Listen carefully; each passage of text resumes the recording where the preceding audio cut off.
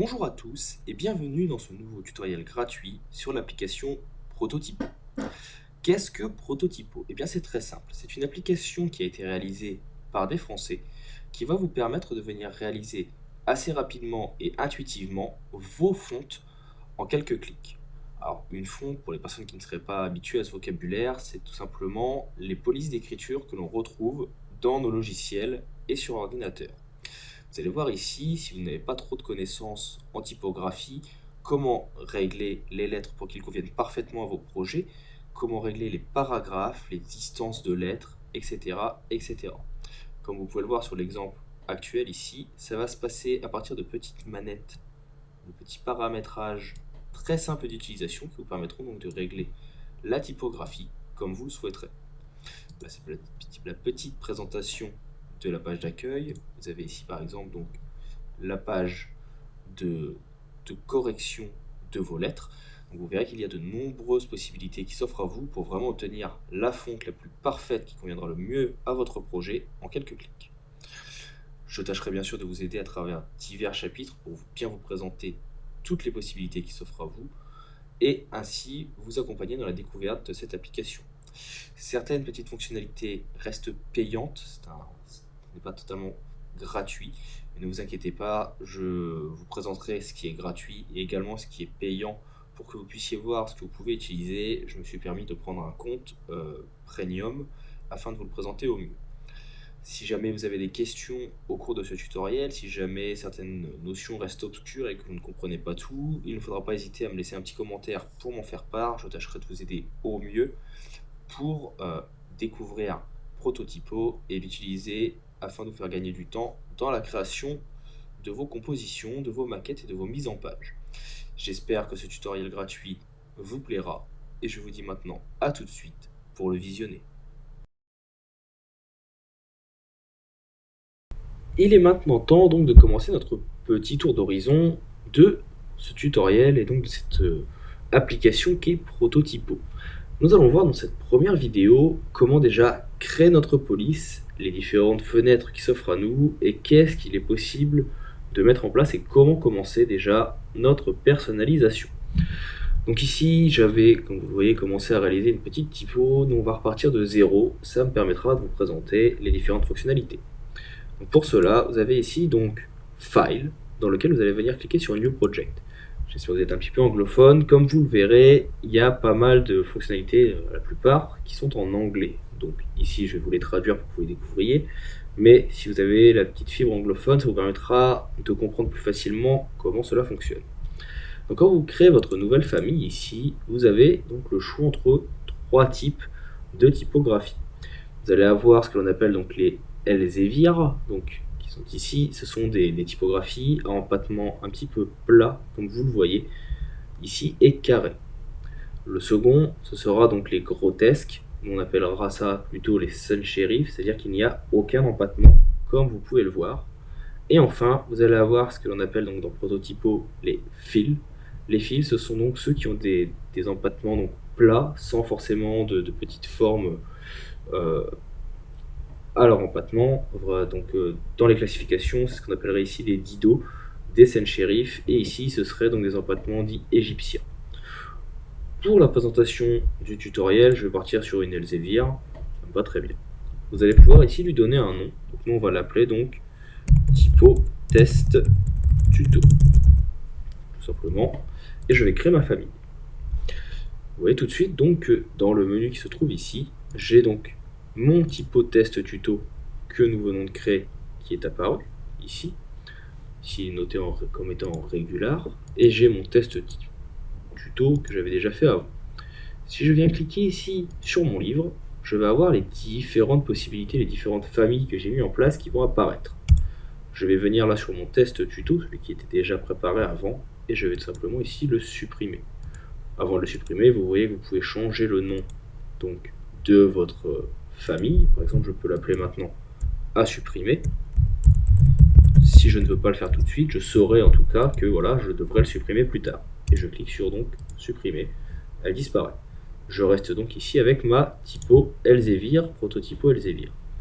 Vous voyez donc qu'il y a pour l'instant une variante qui est le régular, mais je peux bien sûr y ajouter d'autres variantes. Est-ce que je la veux en italique, en Sint italique? Donc le signe italique, c'est une light, c'est une typographie très fine. Est-ce que je la veux en semi-bold, en bold, etc. etc. Donc je peux l'avoir en black et créer une variante. Et si je reviens donc sur ma composition, si je me mets ici, donc par exemple en régular, je pourrais la modifier de telle façon à ce qu'elle soit régular, et ici venir la travailler par la suite pour qu'elle soit ici donc directement en black. Donc, ça se fera dans le style, comme vous le verrez après, ou dans les différentes fonctions, vous pourrez donc venir corriger. Donc voilà pour la création de la famille en elle-même. Vous pouvez également venir créer des groupes de typographie. Voilà, il y avait un petit problème de mise à jour. Ici, la typographie s'est enfin mise à jour. On l'a donc en black ou, si elle veut bien, en régular. Vous voyez, ça peut mettre un petit peu de temps suivant les connexions internet. On voit la typographie qui se met à jour.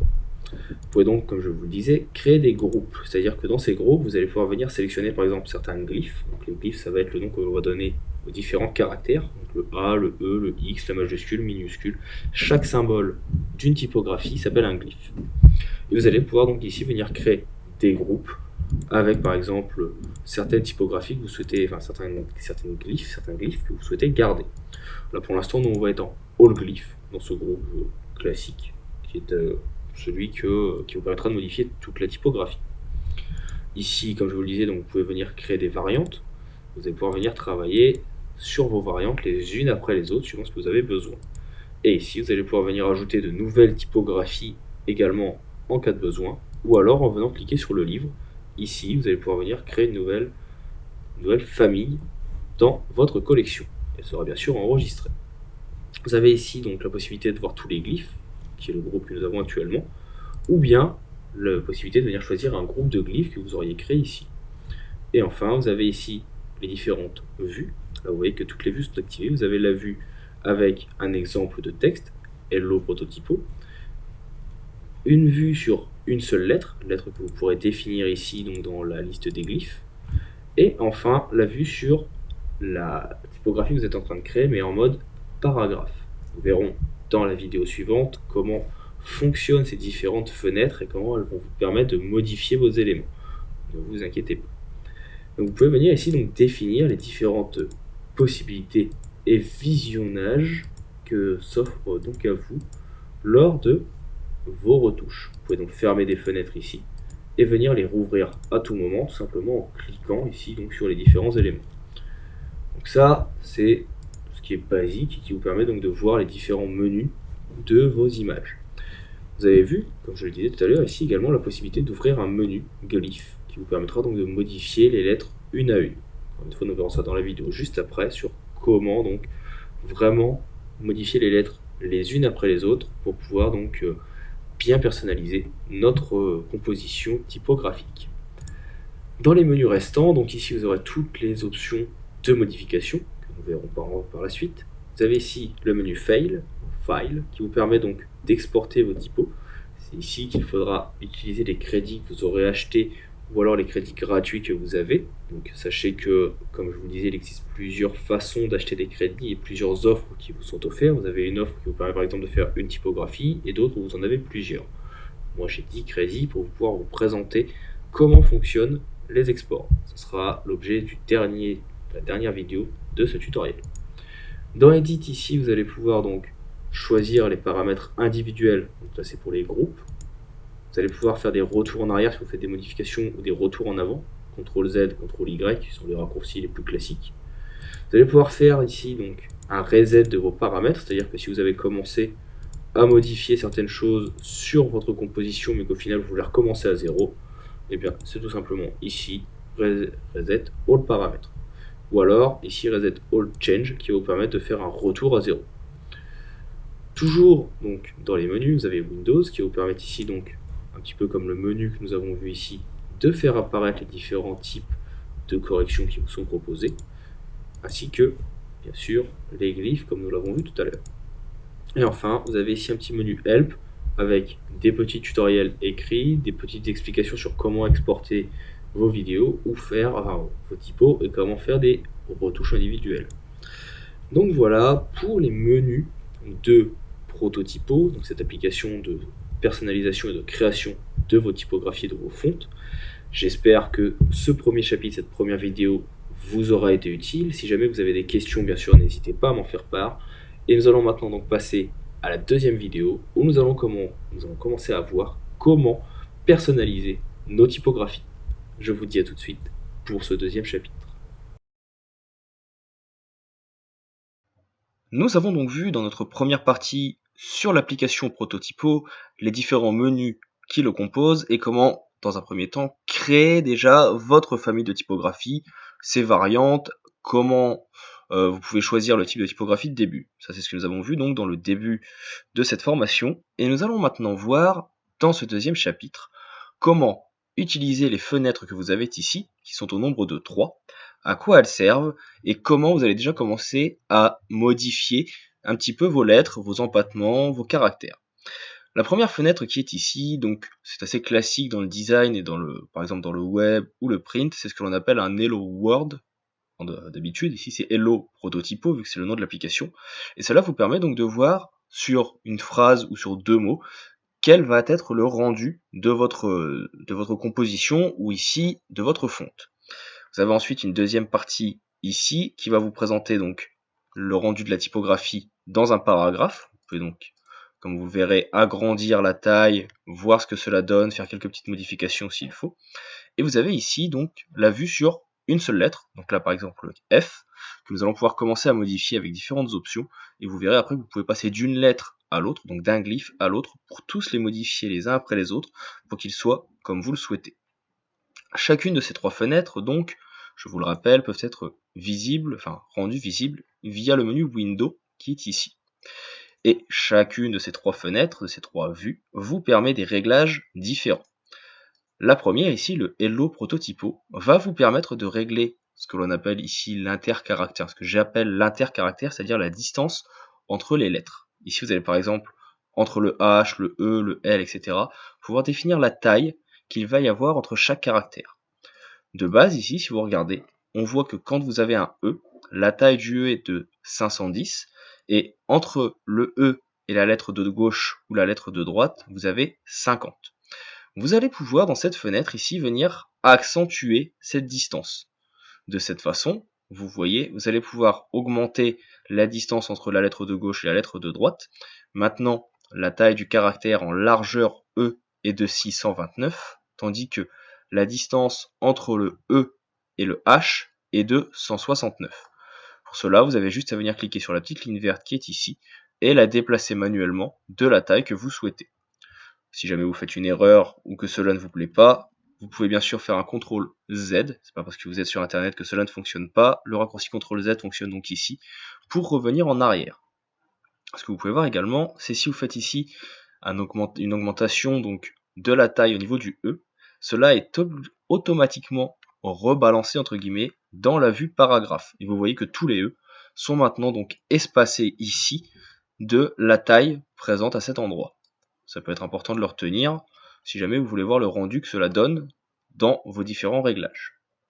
Vous avez ensuite ici, vous voyez, une petite roue dentée.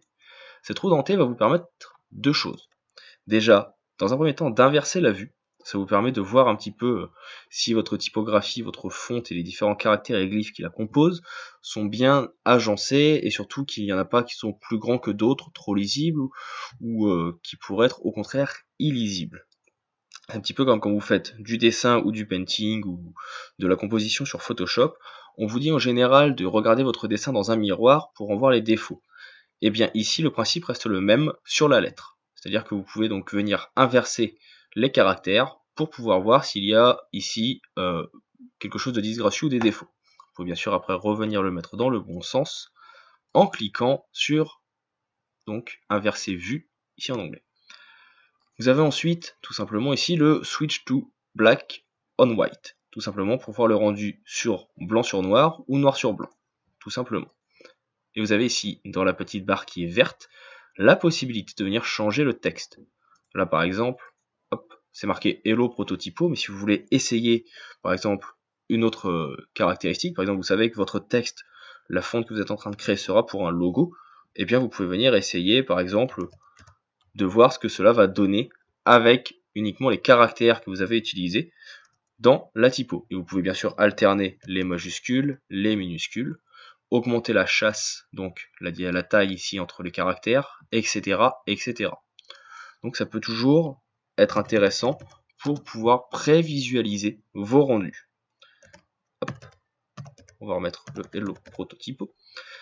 La deuxième fenêtre ici, donc comme je vous l'avais déjà expliqué tout à l'heure, va vous permettre de voir le rendu de la typographie suivant les modifications que vous allez faire directement dans un paragraphe qui est ici en lorem ipsum. Pour ceux qui ne connaîtraient pas, le lorem ipsum, c'est tout simplement un simili latin, c'est un faux latin, c'est une langue qui n'existe pas, dans lequel, que l'on va écrire pour voir un petit peu le rendu que va avoir une typographie ou un espace dans une composition. Pourquoi utiliser cette langue qui est un faux latin? Tout simplement parce que les différents nombres de caractères, l'espace des mots, le nombre de mots, la ponctuation et toutes les différentes informations de ce faux texte donnent quelque chose d'assez semblable à n'importe quelle langue que vous pourriez croiser, sans forcément devoir y chercher des informations et des vraies informations qui va détourner le lecteur de son objectif d'observer le rendu que cela donne. Vu que ce n'est pas du vrai texte, on ne va pas ici venir voir exactement ce qui est écrit, on va juste voir l'espacement, l'interlignage et les différentes informations que cela concerne. Vous avez la possibilité ici donc de venir zoomer, histoire de voir ce que cela donne quand le texte est écrit en petit ou qu'il est écrit en gros, parce que, suivant la taille, une police peut être plus ou moins lisible. Vous voyez ici, si je viens en tout petit, elle reste lisible, on arrive encore à lire le lorem ipsum dolores, sit, amen, etc., etc. Si on vient en grand caractère, on y arrive toujours, mais imaginez maintenant que vous avez un espacement mis en place un petit peu plus haut, par exemple sur 2 lettres. Cela, donc ça se voit tout de suite, si vous êtes en grand, ça ne se voit pas forcément que c'est très peu lisible, par contre on voit tout de suite que le texte n'est pas aligné, n'est pas correct à la lecture, avec ici un espacement augmenté sur les P et sur les O. Donc, hop, on va revenir en arrière, on va se remettre par exemple ici, taille à peu près moyenne. Vous voyez donc également que vous avez ici un insert. Le insert va vous permettre donc de venir ajouter des éléments. Vous allez pouvoir venir ajouter ici ce qu'ils appellent le quick fox, donc c'est une vraie phrase en anglais qui vous permet de voir le rendu que cela aura. Ça peut être donc en français, buvez ce whisky que le patron juge fameux, donc pour voir le rendu en français de votre typographie. Toujours le lorem ipsum, donc comme je vous le disais, mais également le latin glyphsate, tout simplement en fait l'intégralité de vos lettres les unes après les autres. Comme ça permet de voir toutes les lettres de votre typographie que vous êtes en train de réaliser pour voir ce que cela donne une par une. Donc c'est vraiment le côté visualisation des glyphes et de l'alphabet. Vous avez toujours la petite roue dentée bien sûr ici, toujours pour inverser et switcher en noir et blanc, suivant la visibilité que vous préférez. Personnellement, moi je sais que je préfère donc noir, fond noir sur texte blanc, c'est plus lisible, en tout cas pour moi. Et enfin ici vous avez donc la dernière fenêtre qui vous permet donc de modifier les lettres dans un premier temps sans utiliser le menu de gauche de deux façons différentes. Vous avez toujours donc d'abord ici la petite roue dentée qui va vous permettre de revenir à une vue d'origine et également donc de faire un show outline, c'est-à-dire un petit peu, si vous connaissez Illustrator, de voir les tracés de vos lettres. Vous voyez ici qu'il y a plusieurs petites formes pour les tracer. On reverra ça après quand on aura commencé à modifier.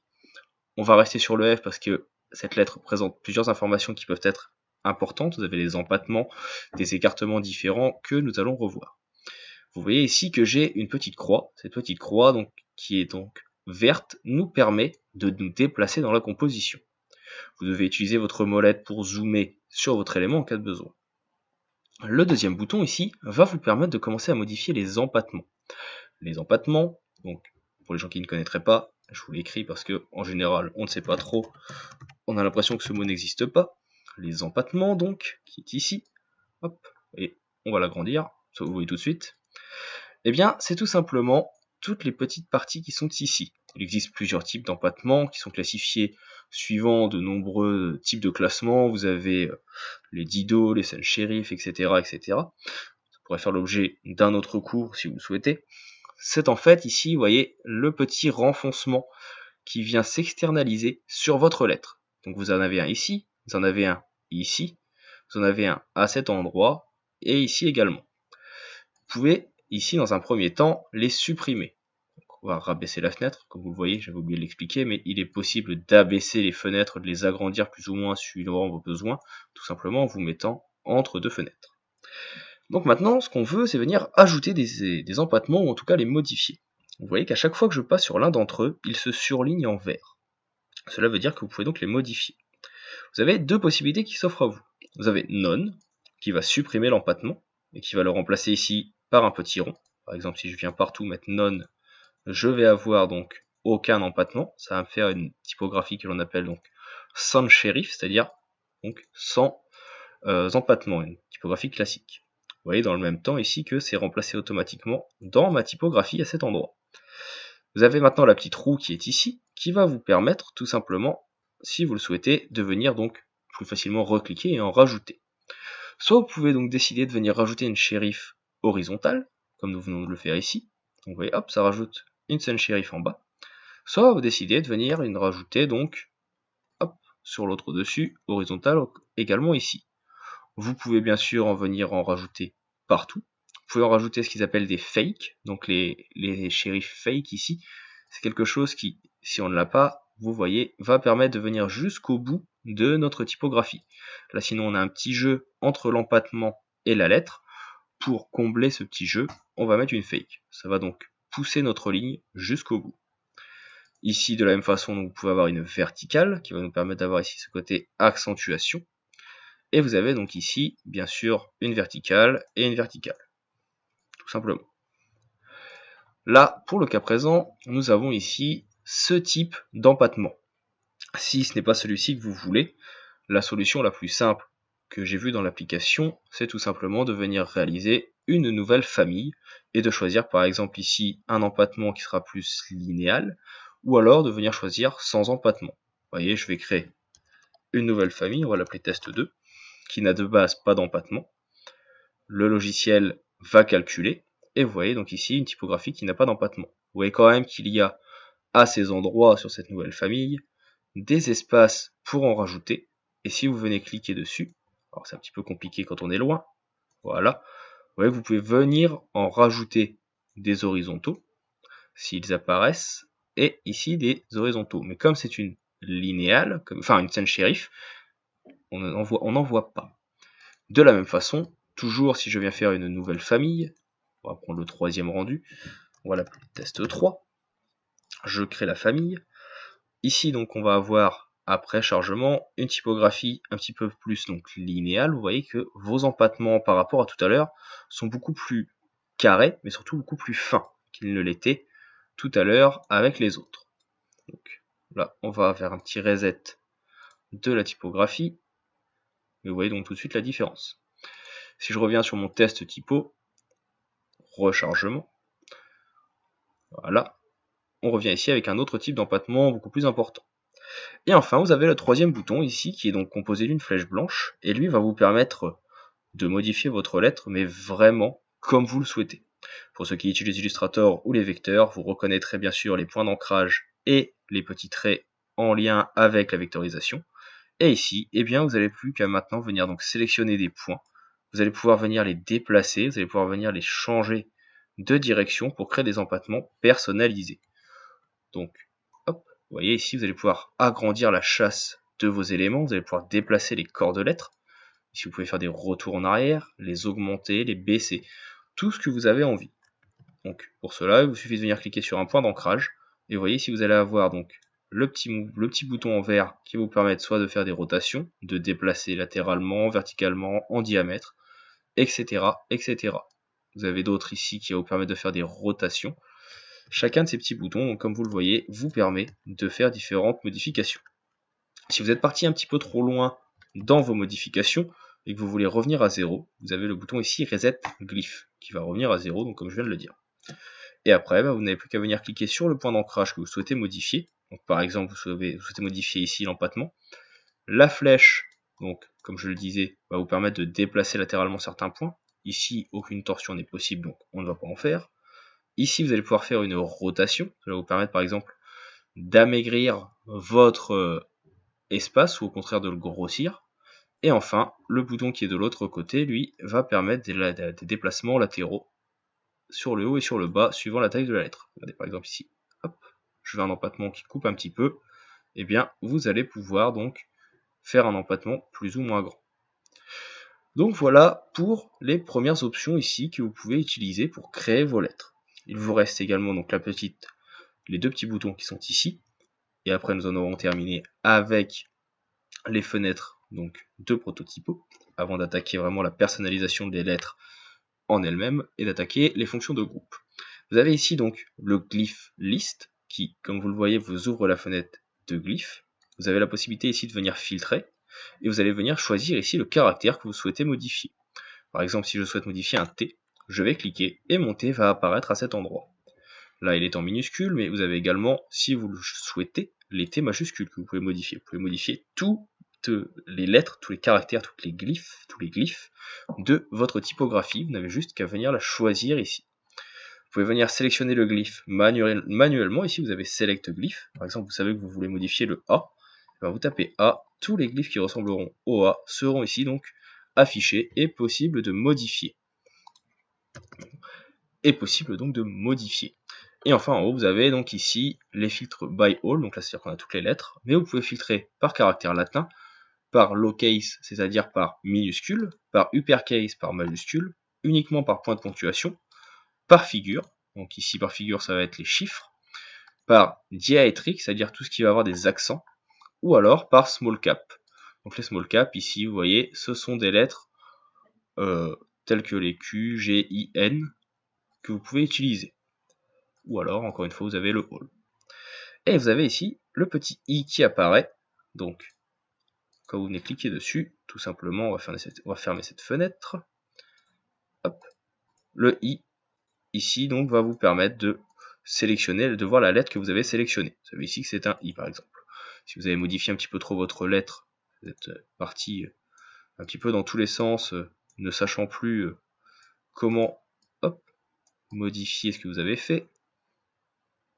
Voilà, imaginons que vous êtes parti un petit peu vraiment dans tous les sens. Vous avez fait pas mal de petites modifications sur vos éléments. Et bien, si vous ne vous souvenez plus de ce que vous avez fait ou si vous récupérez le travail d'un autre, vous pouvez voir ici que c'était un F à la base.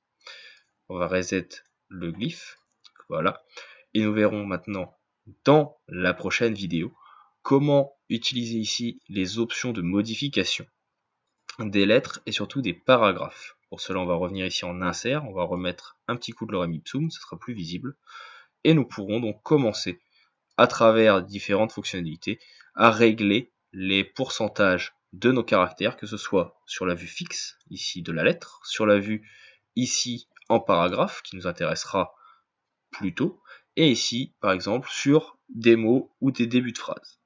Je vous dis maintenant à tout de suite pour notre troisième chapitre de ce tutoriel gratuit sur l'application Prototypo.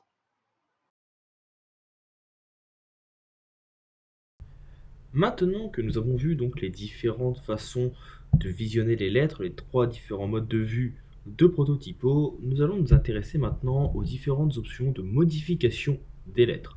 Alors comme vous allez le voir, il en existe un certain nombre qui vont influencer vraiment toutes les caractéristiques de vos glyphes, allant de l'espacement de ceux-ci à leur empattement, leur hauteur, leur diamètre pour les cercles, etc. etc.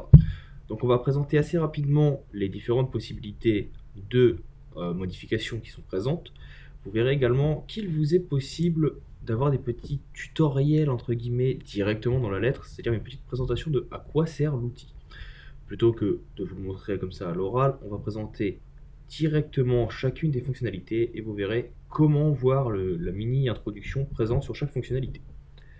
Pour que ça soit plus compréhensible, j'ai ajouté ici des espacements et des doubles lettres dans la première partie qui se trouve ici, parce que vous verrez qu'on peut aussi modifier certaines parties via les accents.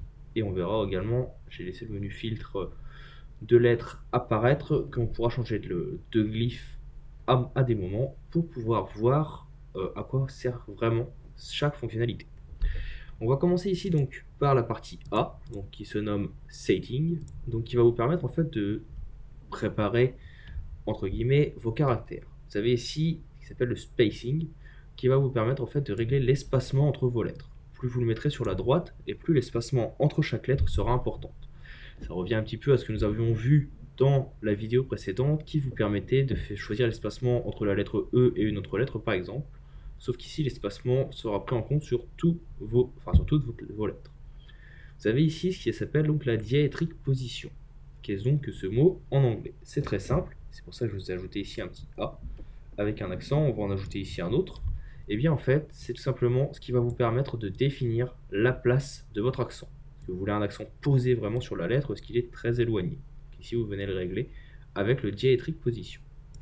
Vous avez ensuite le capital ici, donc thickness, qui vous permet en fait, comme vous le voyez, ici, on va reprendre un accent, enfin une lettre majuscule, c'est capital, prends-le. Donc il va vous permettre en fait de régler la taille ici du corps principal de la lettre. Vous voyez, ça vous permet de l'élargir ou non. Vous avez ensuite tout ce qui est SC8, SC thickness et width. Donc 8 ça va être hauteur, thickness ça va être donc le corps de votre lettre et width donc la largeur. Et en fait ici ça va vous permettre de régler la capitale, enfin la taille des capitales par rapport aux minuscules. Donc plus vous l'augmenterez, plus la capitale sera haute, plus vous le réduirez, plus elle sera basse, etc. etc. Si jamais vous ne vous souvenez pas ou ne comprenez pas trop, n'hésitez pas à venir cliquer ici sur le petit point d'interrogation qui vous présente chacune des options en anglais avec une petite présentation ici. Vous voyez, vous pouvez passer d'un paramètre à l'autre, ça vous explique vraiment comment cela fonctionne. Donc ça, c'est pour tout ce qui va être donc style de mise en page de vos caractères. Le deuxième onglet ici s'appelle, donc comme vous voyez, Funk, ça va être les fonctions, en tout cas c'est comme ça que je le comprends, et qui va vous permettre de venir régler directement certains types de lettres les uns après les autres. Vous avez ici le X8, ça va être la hauteur de votre lettre. Cela marche pour toutes les lettres. Ça va vous permettre de savoir si votre lettre est une grande lettre, un grand glyphe, ou au contraire un tout petit. Plus le chiffre sera sur la droite, le curseur sur la droite, plus la lettre sera haute. Sur la gauche, ici, ce sera une petite lettre. Le capital 8, c'est le même principe, sauf qu'ici, au lieu de s'intéresser à la taille de toutes les lettres, ce sera uniquement pour les lettres en capitale, comme vous pouvez le voir à cet endroit. Vous pouvez dire par exemple que vos capitales seront 2 fois la taille de vos minuscules. Vous avez ensuite ici donc l'ascendance, l'ascender. Ça va vous permettre en fait, comme vous le voyez, de réduire la taille générale de votre typographie. Donc, vous voyez ici, ça réduit la totalité de la typographie si vous avez très peu d'empattement. Et si vous avez par exemple une lettre telle que le H, ici avec un empattement sur le dessus, donc un dépassement ascendant, vous allez pouvoir venir ici donc régler la taille de cette lettre, de cette partie de la lettre. De la même façon, vous allez pouvoir régler ce qu'on appelle donc le descendant, ici, c'est-à-dire le bas de votre lettre, et vous allez pouvoir le rendre plus ou moins grand, suivant ce que vous voulez sur votre typographie. Essayez bien sûr de rester le plus réaliste possible, parce qu'un grand empattement, ça va déséquilibrer de la typographie. Si jamais l'option que vous avez choisie ne vous plaît pas, mettez reset, vous allez revenir sur un empattement normal et sur un bas de casse normal. Vous avez ensuite la crossbar. Donc la crossbar, c'est tout simplement la petite barre qui va se retrouver au milieu de votre typographie. On va se remettre en reset view. Donc la crossbar, ça va être ce qui va être ici. Ça va être pour tout ce qui va être donc l'augmentation, le descente de vos lettres. Ça va être pour les A, ça va être pour certains types de H. Ça va être ici, vous voyez, pour les F, pour les E majuscules aussi. Vous allez pouvoir donc choisir l'emplacement de votre ligne centrale. Vous avez ensuite tout simplement donc le width qui va vous permettre ici de choisir la largeur de vos lettres. Le slant qui va vous permettre de définir le type d'italique de la lettre. Et enfin l'overshot, donc ici l'overshot ce sera pour les hauts, qui va vous permettre en fait de définir si elle est parfaitement ronde ou si au contraire c'est un ovale. Ça marchera aussi, comme vous le voyez ici, pour les A et toutes les zones un petit peu arrondies de votre typographie. Donc c'est très léger, mais ça permet de définir le type de cercle. Je vais reset le slant, parce qu'ici on va quand même avoir une typographie qui n'est pas italique. Vous avez ensuite donc la fonction style ici, qui va vous permettre, donc, comme on le disait tout à l'heure, de régler certains styles. Vous voyez, je vous le dis tout de suite, que certaines fonctionnalités ne sont pas encore disponibles, elles sont en développement. Donc vous les aurez dans la suite de développement de Prototypo. Vous avez ici donc la taille du corps de la lettre, c'est-à-dire ici de l'intérieur de la lettre. Est-ce que vous voulez une typo graissée ou au contraire une typo plus light? Donc c'est ici que ça va se régler. Vous avez ce que l'on appelle donc l'aperture, donc ici. Vous pouvez le régler en top ou en bottom. Alors on va se remettre en reset partout et on va prendre une lettre qui sera plus intéressante. Et donc vous voyez ici, ça va vous permettre, alors bien sûr, je n'ai pas pris la bonne lettre, tac, tac, tac, tac, un petit E. Ça va vous permettre en fait de régler la zone qui est ici. Donc ça va marcher sur les A, sur les T, sur les E, sur plusieurs petites lettres comme ça. Et vous allez pouvoir définir donc la forme de la fin de votre lettre. Est-ce que vous voulez, par exemple, si c'est sur le top, alors sur le bottom, que ça parte plus ou moins vers le haut. Et si vous avez ce type de lettres ici, donc qui ont également un empattement qui part vers le haut, et bien de pouvoir le régler avec le bouton top. Alors là, pour le cas présent, j'en ai pas. Mais vous voyez ici que si vous avez le A, et bien sur le A, ça va modifier votre lettre. Ça va faire la même chose également sur les empattements qui se ferment ici. Enfin, c'est pas vraiment l'empattement, mais sur le corps de la lettre quand il se ferme et qu'il revient sur la lettre principale. Vous avez ensuite ici donc le côté cursive. Donc si je suis en reset ici, donc on voit bien que c'est cursive dans le côté où il y a un arrondi et que certaines parties donc sont moins graissées que d'autres. Vous pouvez venir ici par exemple avoir une typographie un petit peu plus carrée, plus rectiligne que ce qui était à la base, ou au contraire ici l'augmenter et vraiment avoir quelque chose de très carré. Donc c'est suivant vos envies. Vous allez jouer donc sur le côté cursif de la lettre. Et enfin ici l'optique thickness. Alors petit trou de mémoire. Hop, il va vous permettre donc de régler les paramètres ici entre les capitales. Donc hop, on le voit tout de suite ici. Vous voyez, si je vais prendre une capitale, par exemple A, et bien ça va permettre donc de graisser et d'élargir ma lettre, mais de ne pas élargir les autres lettres ici. Donc ça peut être une autre façon de modifier les lettres capitales par rapport au bas de casse. Et enfin, la dernière option qui est la dernière fonctionnalité, la shérif, donc l'empattement, je vous le disais tout à l'heure, va être réglable de différentes façons. Vous allez pouvoir définir la taille des empattements. Vous voyez ici donc ils sont plus ou moins grands. Le type d'empattement, est-ce que ce sera par exemple quelque chose qui sera plutôt carré, donc ici ce qu'on appelle des empattements à l'égyptienne, ou est-ce que vous voulez quelque chose qui soit biseauté vers la gauche ou vers l'intérieur, vers l'extérieur ou vers l'intérieur. Vous allez pouvoir définir la taille de vos empattements. Et ici on va plutôt avoir des talons compensés, alors que là on va plutôt avoir des petites semelles, au choix. Vous allez pouvoir définir donc le shérif méridien. Est-ce que vous voulez quelque chose qui soit plutôt normal ou quelque chose de plutôt plat? Donc à définir. Le bracket curve, ça va être l'angle de vos empattements, de vos shérifs. Vous voyez ici, donc, si on n'en met pas, il n'y a aucun angle, c'est un angle plutôt droit. Tandis que si on en met, vous avez quelque chose qui va être un petit peu plus arrondi sur le début de la lettre. Ici, on va avoir donc tout ce qui va être le shérif roundness, c'est encore une fois l'arrondi. Est-ce que vous voulez quelque chose de très arrondi, par exemple ici, avec un angle totalement droit, ou au contraire quelque chose de très droit, très arrondi? Ça va se régler à cet endroit. Vous avez ici l'arc. Donc l'arc, ça va être ce qui se passe au centre de la lettre. Est-ce que vous voulez une lettre qui parte vers le bas, un petit peu en triangle, ou au contraire dans l'autre sens, mais sur l'intérieur de votre lettre? Donc, ça va se régler à cet endroit. De base, c'est plutôt conseillé d'avoir une lettre ici qui est bien droite, mais si vous voulez faire une typographie un petit peu fantaisiste pour des compositions, eh bien vous pouvez venir régler l'intérieur donc de l'arc de votre empattement. Vous avez enfin donc le terminal. Le terminal, ça va être le bout de vos empattements. À quoi va-t-il ressembler? Quelque chose de très plat, ou au contraire, encore une fois, quelque chose qui va rentrer vers l'intérieur. Le terminal ici, donc curve, est-ce que quand vous êtes par exemple très loin, vous voulez que la fin soit arrondie, ou au contraire ici, vous voyez, soit très angulaire?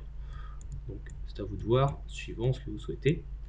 Le spur 8, là ça va être l'emplacement de l'empattement. Sur un majuscule ça se voit pas trop, mais hop, sur le M ici, on le verra un petit peu plus.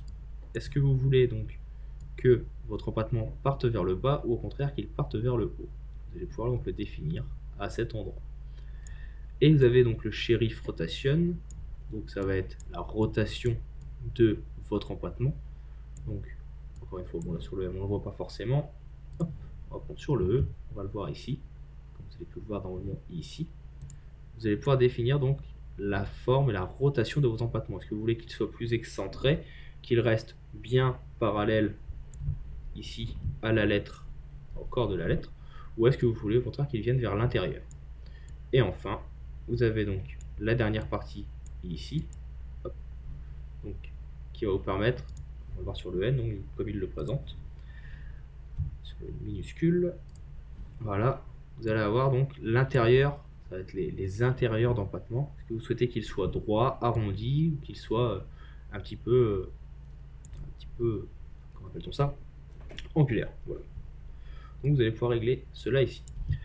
Donc comme vous voyez, il y a un certain nombre d'options qui peuvent être modifiées. Il y en a encore un certain nombre qui sont en développement, qui vont arriver, qui vont permettre vraiment de modifier et de créer vos lettres totalement. C'est-à-dire que vous allez pouvoir créer en toute simplicité toutes les modifications de lettres dont vous avez besoin pour vos typographies. Là, nous avons vu dans cette vidéo comment modifier chacun des paramètres pour la totalité de la lettre. Vous allez voir dans le petit chapitre suivant qui va durer 1 ou 2 minutes que vous pouvez également faire la même chose, le même type de modification, mais uniquement sur un groupe de lettres. Donc, je vais vous présenter comment on fait. Et ensuite, on verra comment extraire nos typographies, nos fontes ainsi créées et les utiliser dans nos logiciels favoris tels que Photoshop, Illustrator ou pourquoi pas même Word. J'espère que cela vous aura été utile et vous aura permis de mieux comprendre comment utiliser Prototypo pour créer vos typographies. Si jamais vous avez des questions, je resterai bien sûr disponible pour vous aider au mieux à comprendre ce logiciel, cette application. Et dans tous les cas, je vous dis maintenant à tout de suite pour la suite de cette formation. Nous avons vu donc pour l'instant sur l'application Prototypo comment créer votre typographie, comment utiliser les différentes fenêtres pour modifier les lettres une par une ou les paragraphes, et nous avons vu les différentes fonctionnalités de retouche de vos glyphes, c'est-à-dire les empattements, les graisses, les placements des lettres, les placements, les largeurs, les hauteurs, etc. etc. Mais à chaque fois que nous avons fait ces différentes modifications, elles se faisaient sur l'ensemble de votre fonte que vous êtes en train de créer. Ce qui peut être intéressant également, c'est de venir utiliser le menu donc Group of Glyphs ou création de nouveaux groupes, qui va nous permettre de modifier uniquement certaines lettres de notre typographie, sans pour autant que les options utilisées soient rebalancées sur les autres caractères. Pour cela, nous allons faire donc Create a New Group ici. Nous allons cliquer sur Add New Group. Ce groupe, je vais l'appeler groupe test, tout simplement. Et ici, vous allez venir donc déjà soit venir filtrer suivant les différentes possibilités que nous avons vues jusqu'à maintenant. Donc par exemple, accent, ça peut être lowercase, lettres latin, les autres lettres de ponctuation, etc., etc. Et nous allons pouvoir les modifier. Alors on va dire par exemple que l'on veut que toutes les lettres donc accentuées ici soient donc modifiables. Donc vous allez venir sélectionner celles que vous allez le plus utiliser dans vos fontes. Ça va être le A accent si vous êtes français, le E avec les accents, le C, ça va être le A accent français, ici, le I tréma. Enfin, vous allez sélectionner toutes les lettres que vous souhaitez modifier. Une fois que cela est fait, vous cliquez sur Save Change et vous avez ici donc votre tableau de correction qui va être non plus vert comme il était avant, mais qui va être passé au jaune. Et vous voyez ici que vous êtes passé de All Glyph à cet endroit à Group of Glyph. Une fois ici, vous allez pouvoir choisir votre groupe. Voilà, donc là c'est groupe test. Vous avez les typographies que vous avez choisies, ainsi que les lettres, et vous pouvez cliquer sur Open Prototype. Et de cette façon, eh bien, vous allez maintenant pouvoir venir donc modifier uniquement les lettres que vous avez choisies. Donc je vais venir par exemple mettre ici un A accent que nous avons pris, celui-ci, et vous voyez que si vous venez modifier les lettres, par exemple pour reprendre les shérifs que nous avons vus tout à l'heure ou les fonctions, on a dit qu'on veut que certaines lettres soient agrandies. Si vous avez écouté le chapitre précédent, je vous ai dit que le X8 va modifier toutes les lettres que vous allez définir. Et bien vous voyez ici que pour le cas présent, il va mettre uniquement en correction les lettres qui sont dans le groupe que j'ai défini. Donc là par exemple mon A accent. Mais si je viens écrire par exemple E, E, A accent et, on va effacer ce qui est au début, voilà, et bien vous voyez que les corrections ne se font que sur les lettres que j'ai définies. Tout à l'heure, je n'avais pas défini forcément le « et » en petit, donc il n'apparaît pas. Sachez que vous pouvez corriger bien sûr cela en venant ici dans Groupe Test Tuto, Edit Group, et vous allez pouvoir venir rajouter par exemple des lettres. On va rajouter ici donc le « et » accent en minuscule que nous avions oublié, qui se trouve... Alors, vous le trouvez maintenant. on va se remettre uniquement en diélectrique, donc en accent, et on va reprendre les lettres et accents, donc minuscules et. Voilà. Je sauvegarde le changement et je referme. Je viens donc sélectionner ma typo, Open Prototypo. Et de cette façon, vous voyez que si je viens faire des modifications, elles se font ici donc sur les lettres accentuées que j'ai définies dans mon groupe, mais elles ne se font pas dans le reste de la composition. Si je viens ici par exemple définir mon latin glyph 7, vous voyez ici que les lettres qui font partie de mon groupe apparaissent en couleur, tandis que le reste apparaît en gris. Cela me permet donc de voir le rendu que cela va avoir. Et vous voyez ici, vous pouvez définir l'espacement de certaines lettres. Alors, on ne voit pas forcément ici, vu que c'est un caractère typographique, mais oui, je peux venir élargir certaines lettres. Cela va élargir donc les lettres qui sont ici, mais cela ne va pas élargir les lettres qui sont autour. Vous allez pouvoir donc augmenter les empattements, vous occuper des shérifs, comme nous l'avons vu jusqu'à maintenant. Donc là, je pousse un petit peu loin le rendu. Mais vous voyez donc que cela va vous permettre de faire des modifications sur vos lettres, mais pas sur les autres. Et par exemple que les autres A accents ici ne sont pas modifiés comme celui que nous avons choisi. Que les I ici, les deux I accentués, ne sont pas modifiés non plus comme les autres lettres de ma typographie, etc. etc. Si jamais à tout moment vous souhaitez revenir en arrière, eh bien vous pouvez toujours donc venir ici en groupe glyph et modifier la totalité de votre composition en cas de besoin. Si jamais vous décidez de supprimer vos modifications, vous pouvez donc revenir aussi ici dans groupe test tuto et faire delete group. Une fois que vous avez fait delete, vous supprimez et toutes les modifications prises en compte sont supprimées. Donc voilà pour la partie groupe de Prototypo. Ça peut être assez intéressante pour personnaliser certains caractères et pas d'autres. Par exemple, si vous voulez faire des logos ou utiliser seulement certaines lettres pour un logo. Comme ça, vous pouvez exporter et réutiliser cette typographie. Il nous reste maintenant donc à voir comment exporter notre typo. Vous allez voir que ce n'est pas compliqué et comment l'utiliser dans les autres logiciels. Je vous dis donc à tout de suite pour la dernière partie de ce tutoriel sur l'application Prototypo. Maintenant que nous avons créé donc la typographie dont nous avons besoin et que nous souhaitons utiliser, que nous l'avons réglé exactement comme nous le souhaitons, eh bien il ne nous reste plus qu'à l'exporter. Donc pour cela, plusieurs possibilités s'offrent à vous. Vous allez devoir venir ici, donc venir dans File, et dans File vous avez plusieurs possibilités. Vous avez Export Font As, Export Source File et Export to Glyph Studio. Glyph Studio, c'est un logiciel qui vous permet donc de réaliser, de retoucher vos typographies. Vous pouvez exporter le format ici en Glyph Studio. Vous avez le Export Font que nous allons faire, vous voyez, je clique dessus, et de cette façon donc ma fonte va se télécharger et pourra être utilisée. Vous avez Export Font As ici donc bien sûr également qui va vous permettre de venir choisir et d'exporter encore une fois votre typographie. Vous pouvez lui donner un nom, ce sera test, variant name test 2 par exemple, et vous allez pouvoir l'exporter. De cette façon, le logiciel va calculer et va exporter votre typographie avec le nom que vous lui aurez donné. Vous voyez, elles se retrouvent toutes les deux ici. Si vous venez double-cliquer sur votre typographie, vous voyez que le nom de la police ici est test. Et vous n'avez plus qu'à l'installer avec ici les fonctionnalités que vous avez pré-réglées. Pareil ici pour le nom ici. Ici, elle s'appellera typo test tuto parce que le logiciel, comme ce n'est pas un enregistré as, donc sous, il a pris le nom que nous avions donné à la typo.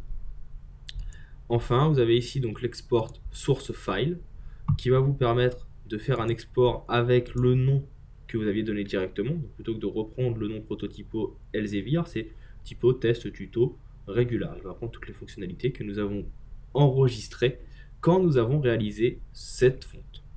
Et la dernière, donc ici, Glyph Studio, je ne vais pas venir dessus parce que je n'ai pas le logiciel qui va avec, mais vous pourrez exporter pour ce logiciel.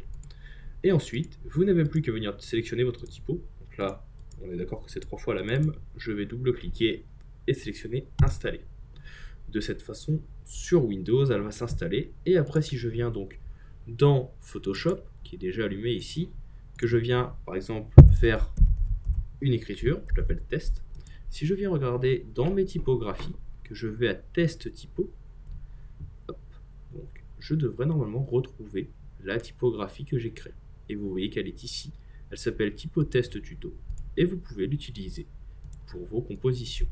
Vous pouvez bien sûr l'agrandir, elle sera, comme elle est au format ETF, homothétique et elle peut être utilisée. Il y a toutes les fonctionnalités que vous avez mis en place, les E, vous voyez un petit peu arrondis que nous avions fait, les et, etc., etc. Et vous avez donc maintenant votre typo personnalisé que vous pouvez modifier au besoin dans Photoshop si vous en avez l'envie.